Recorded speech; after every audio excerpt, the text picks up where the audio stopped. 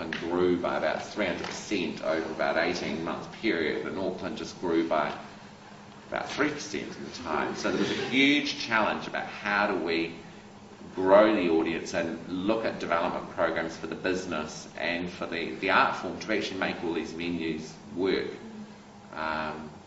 So that was pretty interesting. Then I've been a bit of a gypsy actually, but I think it's actually interesting to hear what other people have done. But then I went off to Australia, and I went across to the dark side, as some of my friends in the subsidised sector like to call it, and I worked for a commercial promoter. You know. You got the tut-tut. And a commercial promoter is interesting. They're not interested in the subsidised arts at all. They're only interested in making money. So this is where these are the guys that do rock and roll, they do musicals, they do big shows. So really you can't do anything in less than 1,000-seater. So you do and the sector that we worked in was from 1,000-seaters to the 2,500-seaters. So and it's to work in the commercial sector is pretty exhilarating. When it's going well and the money's flowing in, it's fantastic. But when it goes bad, it's a train smash. So it's a tough business, but it's a very exciting, exhilarating business. We did tend to specialise about the clients that crossed over into the commercial arts. So, for instance, we worked with someone like Kathleen Battle, who is an extraordinary opera singer, you know, and we were able to tour her around. And because we knew that opera market and we wanted to make it work commercially, we set a new high in Auckland for ticket prices, which at the time, I'm embarrassed to say now, was $225 a ticket. You know, when you think about it, you can sell 1,500 tickets at $225. You're grossing a huge amount of money on a night. And you do 5 of those across Australia, and you're going, whoa. Just wants one night. I know. But I just wanted to give you a sense of the spectrum of the creative arts that go from the very commercial end right down to, well, right across really to the pure end where the work has been created and you're much more involved in the process. And there's kind of places all along that spectrum. So ATC kind of fits now, I think, in that sort of middle bracket.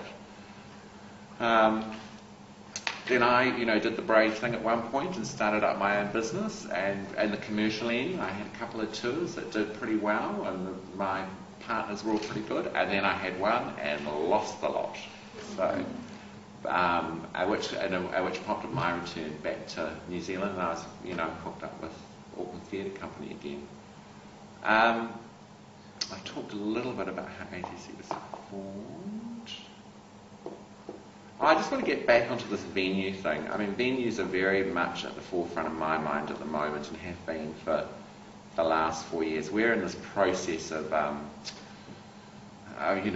because venues is an issue in Auckland, we're now at the point where we actually do want to have our own venue, because one of the things that we've found is that when we're dealing with so many people, it's really important that we control the whole experience. When you go out at night, it's the whole experience. It's what happens before the show, what happens after the show. It's about how you got there. It's how you bought a ticket. It's all that makes up the performance experience. We can control what happens once they're in there and what's on the stage, but when you hire venues, you've got no control over what happens before, what happens after. You can't build any relationships with sponsors if there's no way of hosting sponsors, or the facilities are substandard. And certainly where we are, we find that the facilities and the venues that we use don't actually do justice to what we're trying to do with our brand, how we're trying to present ourselves in the market, and how we're trying to grow our business. We have just heard that we're no longer allowed to use Sky City after the end of this year. We're doing Oliver in there. After that, we're being chucked out. Yeah, I know, it's pretty boring. Because we don't suit where they want to take their business. So for us, because it's about 40% of our business, what we earn out of Sky, it has fundamental impact on what we're going to do in future years. So we're just trying to work through that process at the moment. So now in Auckland, from ATC's point of view, although it's been going for 17 years, there is no venue available between 440 seats and 2,200 seats for our business after October. So now we're saying, okay, well, do we shut down at the end of October and reopen in March? Do we scale it right down, which will have a flow-on effect in terms of the size and scale of the shows that we do, the people we employ, and all those kind of things. So even though we're seen to be successful, long-term sustainability is one of our key issues, and it's something that's always at the forefront of our thinking. When you do have a sustainable company, it feeds into the sector in many different ways. It feeds the making of the production side, the sets, the costumes, the craft side, the length of time that you can rehearse, what you can pay an actor. Want to ask a question? No, it's just No. a suggestion.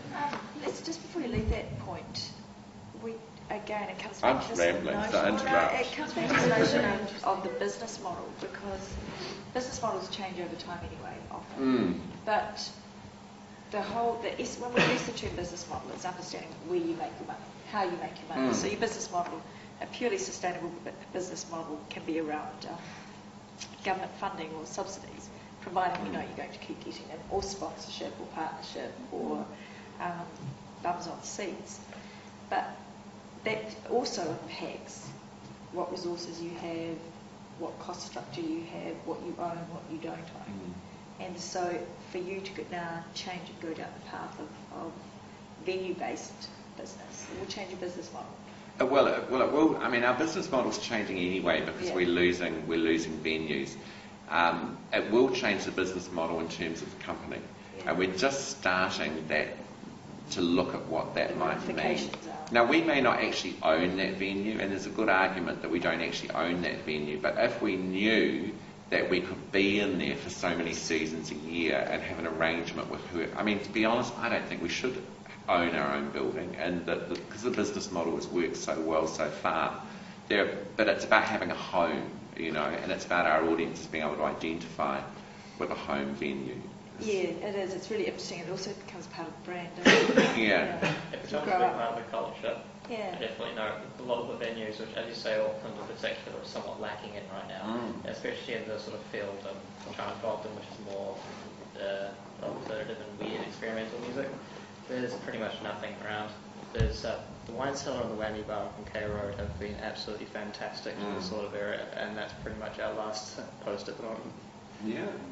It's not just in our area, I mean, it's right across. It's right across the board. What do you mean at the moment? Like, was there more venues before? There have been other venues around, particularly in the more field of music which I was involved in beforehand, which is more extreme and more rock-based stuff. We had various bars and things like that.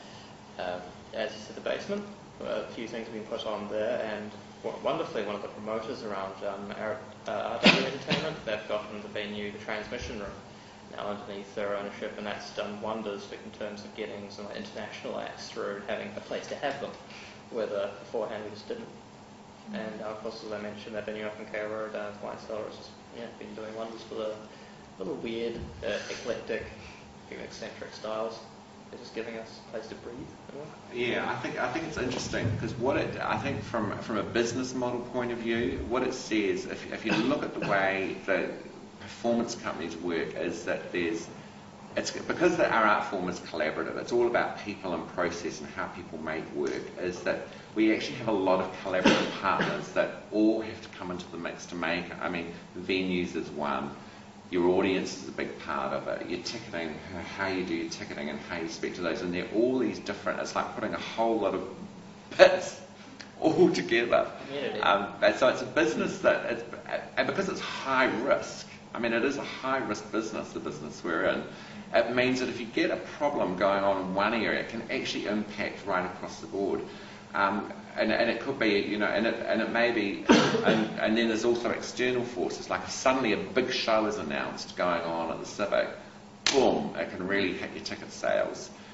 So there's so it means it's a business where you need to be constantly on your toes and always thinking about where's the main chance, how do we move it. We need to be very flexible because we're operating in a very fluid environment. So I've had a show, for instance, where the selling was a bit slow, and I thought, I need to find out about this. There's something not quite right about it. It was when we did Female of the Species last year, and it was the logo. Because it would use the feminist symbol and the female, it was perceived to be a feminist play. And some of the people that were going, okay, actually it's